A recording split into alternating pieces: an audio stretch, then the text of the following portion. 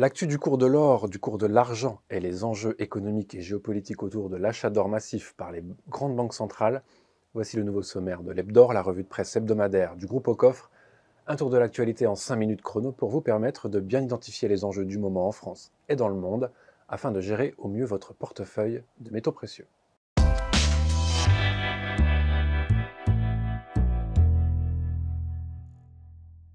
Comme chaque semaine, on commence avec un petit détour par le cours de l'or qui se latéralise depuis la semaine dernière. On s'était quitté mardi dernier sur un prix de l'once d'or qui avait un peu corrigé aux alentours des 1740 € l'once.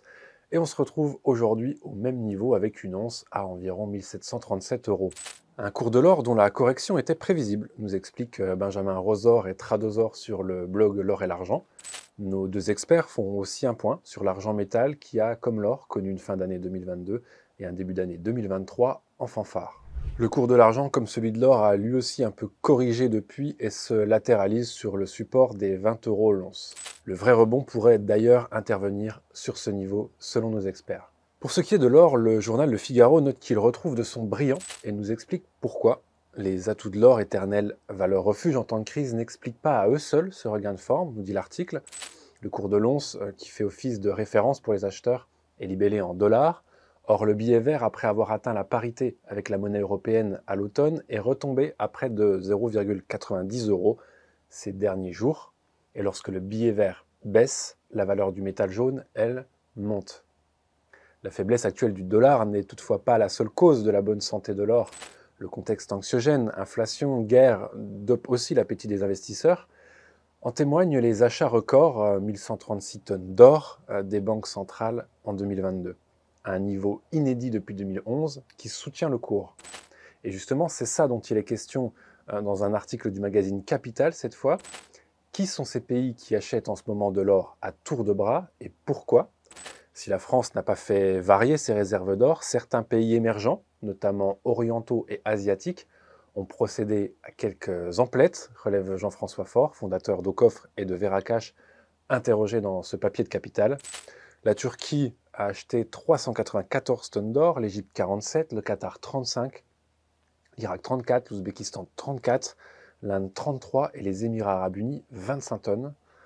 Pour les pays émergents acheteurs d'or, le métal précieux fait figure de monnaie alternative, permettant notamment une certaine dédollarisation.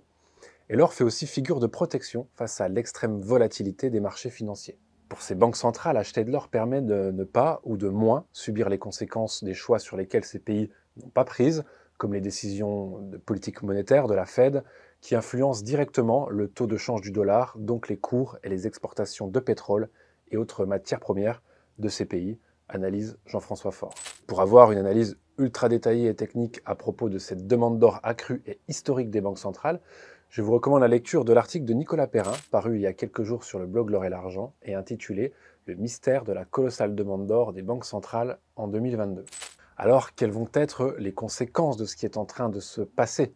Qu'est-ce qui se joue actuellement sur les plans économiques et géopolitiques ? Veracash nous en donne un aperçu dans cet article intitulé « Lorsque l'or redevient une monnaie », nous expliquant par la plume du très bon Bruno Gonçalves que depuis 2017, les pays de l'Organisation de coopération de Shanghai, au nombre desquels on retrouve la Chine et la Russie, mais aussi l'Inde et le Pakistan, soit quand même environ 3 milliards de personnes, planchent déjà sur une nouvelle unité de change basée sur l'or et visant à concurrencer le dollar.